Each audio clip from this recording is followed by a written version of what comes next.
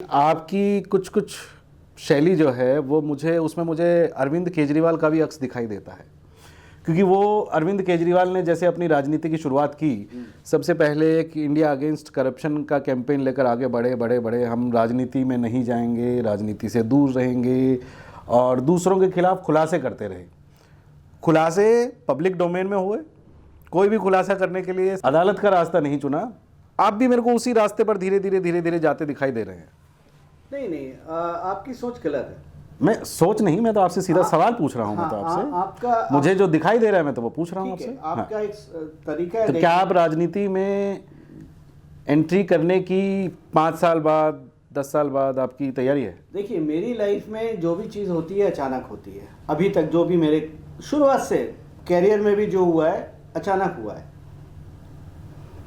राजनीति में जाऊंगा नहीं जाऊंगा मुझे नहीं पता, आज की डेट तक तो नहीं है।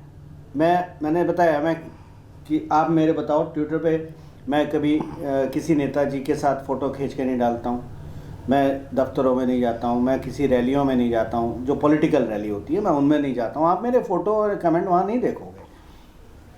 अरविंद केजरीवाल से आप कंपेयर नहीं कर सकते, क्योंकि उसकी मंशा राजनीति पहले दिन से थी। दूसरी चीज़ जो आप बोल रहे हो ना कि अरविंद केजरीवाल ने सबूत दिखाए, ये करे, मुझे ये बताइए आज तक कौन सा सबूत सही हुआ?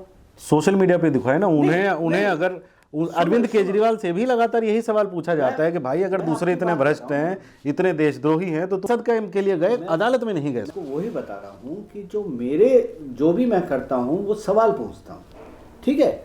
अब जैसे अरविंद केजरीवाल जी ने कहा कि मेरे पास शीला दीक्षित के अगेंस्ट 370 पेज के सबूत हैं, वो सबूत लेके जाने चाहिए। मैं बोल रहा हूँ मेरे पास सबूत नहीं है, क्योंकि हम देखिए सबूत दो तरह से होते हैं, एक होता है टेक्निकल प्रूफ, एक होता है सर्कमस्टेंशियल प्रूफ। हम सर्कमस्टेंशियल प्रूफ पे काम कर रहे हैं। अब मान लीजिए 2 लोग हैं जिनकी मैंने इन्फॉर्मेशन शेयर करी कि ये 2 लोग मिल रहे थे और वहाँ एक बंदे ने दूसरे को बोला कि यूपी इलेक्शन में बुलक कार्ट पे चलना, ठीक है। अब इसका कोई सबूत नहीं है, इन्फॉर्मेशन कैसे आई? मान लीजिए मेरा जो वेटर है, ठीक है, वो वेटर वहाँ चाय लेके गया, जितनी देर में उसने चाय बना के रखी वो डिस्कशन हुआ। जो अब आप ये तो उम्मीद करोगे नहीं वेटर ट्रे रखेगा, बोलेगा सर एक पहले फ़ोटो खींच लूँ, मुझे गौरव प्रधान को भेजनी है, ऐसा तो नहीं होगा। वो इन्फॉर्मेशन वहाँ से आती है, फिर इन्फॉर्मेशन की ग्रेविटी समझी जाती है, तब मैं लिखता हूँ। अब आप देखो, बड़ा छोटी सी चीज़ है, मैंने यूपी इलेक्शन से पहले लिखा था कि राहुल गांधी जी यूपी इलेक्शन में बैलगाड़ी पे बैठेंगे। बैठे ना, आप सबने फोटो देखी है ना, ये मैंने 4 महीने पहले लिखा था ना। तो यानी इन्फॉर्मेशन सही हो गई, मुझे सबूत देने की जरूरत नहीं, इन्फॉर्मेशन सही हो गई। जो गलत है वो बताओ ना। आप मेरे 4 चुनाव को लेके आप मुझे गलत साबित करते हो, करो, कोई बुराई नहीं है। पब्लिक डोमेन में वो गलत था, वो प्रेडिक्शन गलत थी, लेकिन मैं बोल रहा हूं मैंने पॉपुलैरिटी के लिए नहीं करा। अगर पॉपुलैरिटी के लिए करता तो मैं पहले लिखता ये हार जाएंगे, लेकिन फिर जो वहाँ पर और जो कैडर पढ़ रहा है उसको मैं डिमोरलाइज कैसे कर दूँ? कम से कम मेरे अपने पर्सनल एथिक्स हैं, मुझे पार्टी से मतलब नहीं है, कोई भी पार्टी हो, लेकिन मेरे पर्सनल एथिक्स नाम की भी तो चीज़ है ना।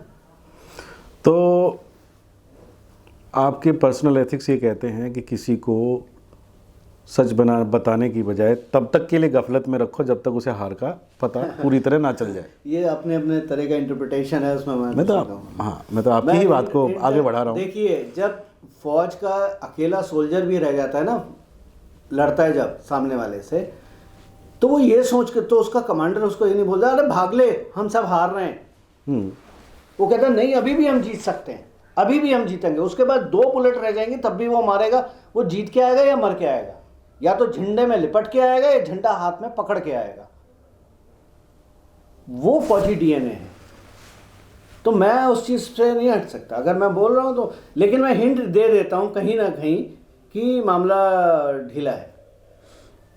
अच्छा, एक चीज़ ये बताइए कि आप कभी भी किसी बात को सीधे शब्दों में नहीं लिखते हैं। कोई इन्फॉर्मेशन भी आपको देनी है, सो कॉल्ड जो आप इन्फॉर्मेशन बता रहे हैं, उसे आप सीधा कभी नहीं देते हैं, उसको इतना घुमा फिरा कर, उसकी इतनी कोडेड लैंग्वेज डालकर देते हैं कि फिर उसी के नीचे आपकी टीम के लोग एक एक कमेंट के अंदर लोग सवाल पूछते हैं, फिर लोग उन सवालों का जवाब देते हैं। तो is this some kind of strategy to spread more? मैं अपने नीचे और गौरव प्रधान तैयार कर रहा हूँ ना। क्रिप्टेड मैसेज अगर लोग पढ़ने लगें, समझने लगें, तो मुझे खुशी होगी, क्योंकि मेरे जैसे 10, 100, 200 और गौरव प्रधान खड़े हो जाएंगे। उसमें क्या बुराई है? मैं कोई परमानेंट तो हूँ नहीं। Leadership means I grow leaders and I am growing these people. तो क्या बुराई है?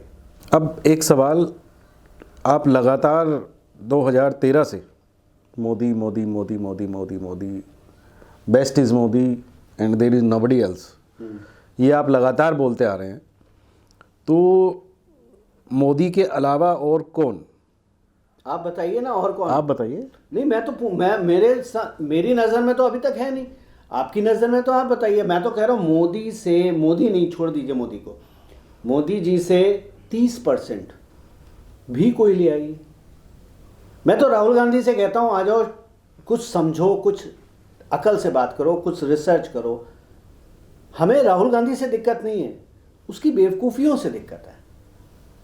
जो इंसान राफेल में सो कॉल्ड स्टडी करके आया, राफेल सो कॉल्ड स्कैम, और ये भी मैंने बहुत पहले लिखा था कि 2019 आते आते एक स्कैम प्लांट किया जाएगा।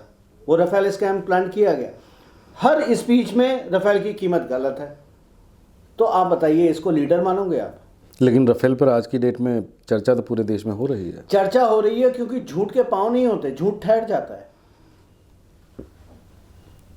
इतना झूठ बोला गया है, झूठ ठहर गया।